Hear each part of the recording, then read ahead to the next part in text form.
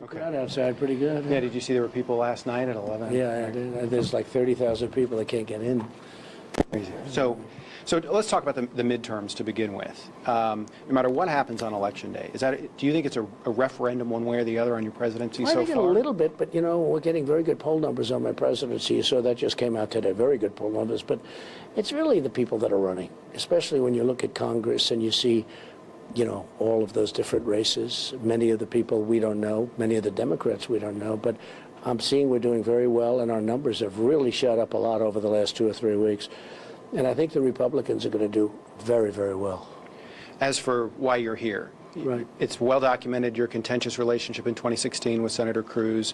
Why stand beside him and endorse him? Because he's really worked with me for tax cuts, for regulation cuts, for all of the many things we've got in the military. We have given our military, our soldiers, our great people, we've given them $700 billion. We're rebuilding our military, and $716 billion for the following year. And Ted was right there with me. He was there with me for the vets. And, you know, with Ted and I, we got along great. Then we had to go to war for a little while.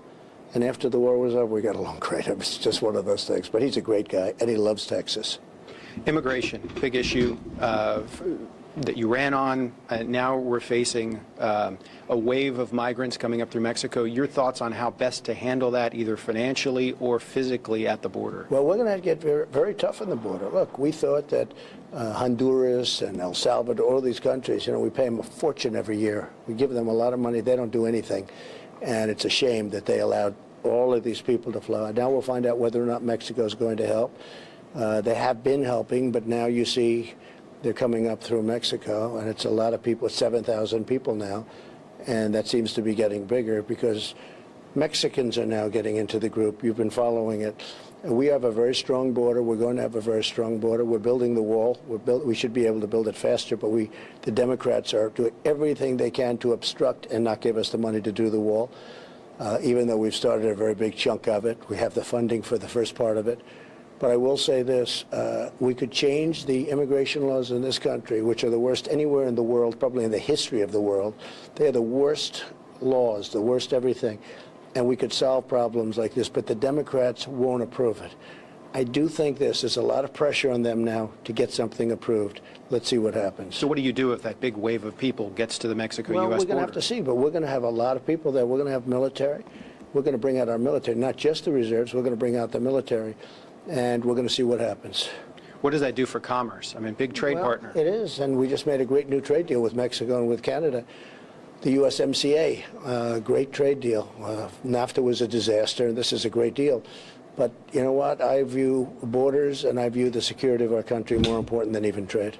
Health care. Right. It seems that everybody in Texas that you talk to, as far as voters are concerned about health care. What do you have coming down the pike that may or may not address those concerns? Well, we got rid of the individual mandate. Pre-existing conditions were incredibly for it. You know, the individual mandate, which was Obamacare, a big part of it, the most unpopular part, where you pay for the privilege of not having to pay to have bad health care. We terminated that. We were able to get that done in Congress. And the pre-existing conditions and all the other things were with 100%. And we have a lot of plans passed, and we're taking the remnants of Obamacare and working very hard so the premiums don't go up like they were under him. You know, that used to go up 215%, 230%. Now the raises of the premiums are very small by comparison. We've managed it well. But we're working very strongly on health care. We have a lot of plans. Association plan just came out. And we have a lot of great plans where it's a lot less money, and they're very good.